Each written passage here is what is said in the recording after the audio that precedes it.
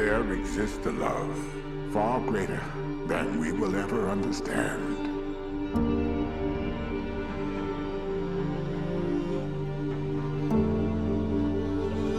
A love prophesied for ages.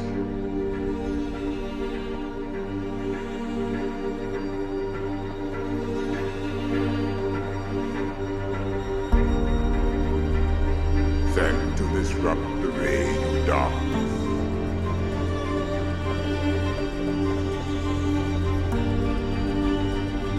One to challenge the skeptics. A love that quenches our thirst.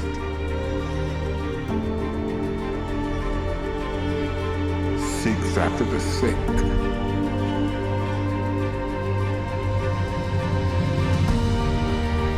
And mends the broken. A love that came to our rescue. Despite our betrayal and our denial, He bore the weight of our sin. Facing death by being nailed to a cross.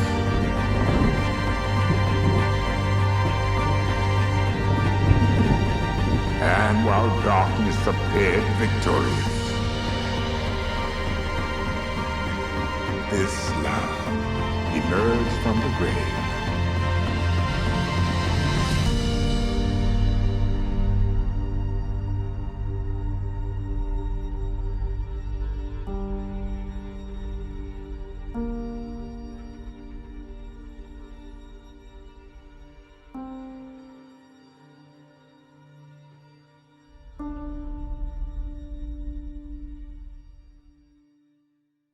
So Jesus, surrounding the events of the Last Supper, where he was betrayed, would be arrested and led into a series of court appearances, where ultimately a mob would be screaming for his blood, for his death. And the end result of these court appearances would have been mockery. He'd be stripped of his clothes. He'd be beaten for sport. He'd be spat on. He would be whipped into inches of his very life. And then he'd be led away to the place where he would be crucified, and he'd be asked to carry his own cross to get there. And Luke 23 goes like this: from this point, 2 others, both criminals, were led out to be executed with him. When they came to a place called the Skull, they nailed him to the cross. And the criminals were also crucified, one on his right and one on his left. Jesus said, Father, forgive them, for they know not what they are doing. Father, forgive them. And the soldiers gambled for his clothes by throwing dice. Father, forgive them. Jesus, even in this moment, has the presence to be protecting those who are murdering him. The presence to stand up for those who are against him. The presence to love even hours and moments away from death. The commitment to humanity even then. Father, forgive them. Father, forgive them.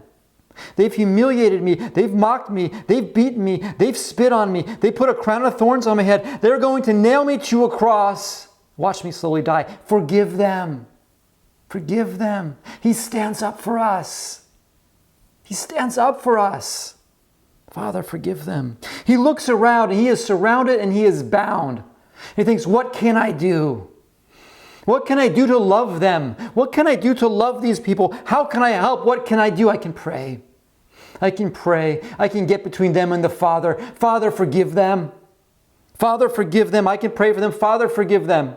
Please, Father, don't take this out on them. They know not what they do. We looked last night at John and John's account of the Last Supper in the upper room. And this is just before Jesus' arrest and ultimately his crucifixion. He's in this upper room with his disciples. They're having this Passover feast, this meal. And he knows the path that he's about to go down, the road he's about to go down, they cannot follow. And he looks at them and he looks in the room and says, what can I do? What can I do? In the beginning of this narrative, it says this, that Jesus loved them to the end. Jesus loved them to the end.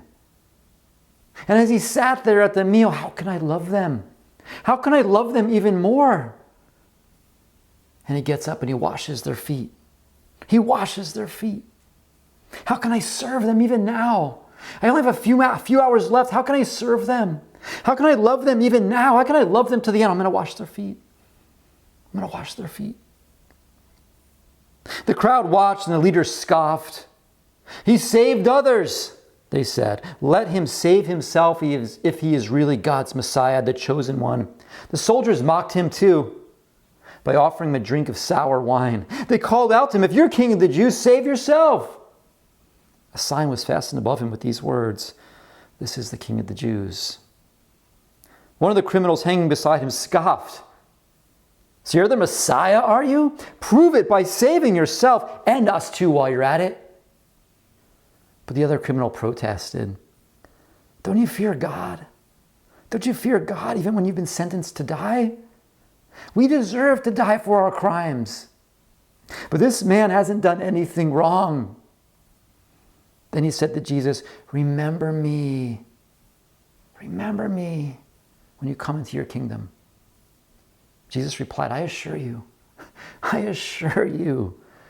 today you will be with me in paradise. Today you'll be with me in paradise. Jesus, in a condition where it would have been a struggle to breathe, even a whisper of breath, it would have been a struggle. It would have been painful. It's still encouraging. It's still bringing hope. It's still loving his neighbor, even hanging from a cross on the precipice of what has been a long and painful death. Even then, what can I do? What can I do from here? By this time it was about noon. And darkness fell across the whole land until 3 o'clock. The light from the sun was gone, and suddenly the curtain of the sanctuary of the temple was torn down the middle. Then Jesus shouted, Father, I entrust my spirit into your hands. And with those words, he breathed his last. The desperation of his shout, Father! Somebody hanging on a cross, nails in their hands and their feet, crown of thorns, beaten until moments of their death, saving it just for one last call out to their dad. Dad, I trust my spirit into your hands. And he breathes his last, loving until the last, offering hope until the last, serving until the last. And nobody took Jesus' life. He gave it. Nobody took Jesus' life. He gave it. He gave it for me. Even me. And he gave it for you. Because he loves me and he loves you.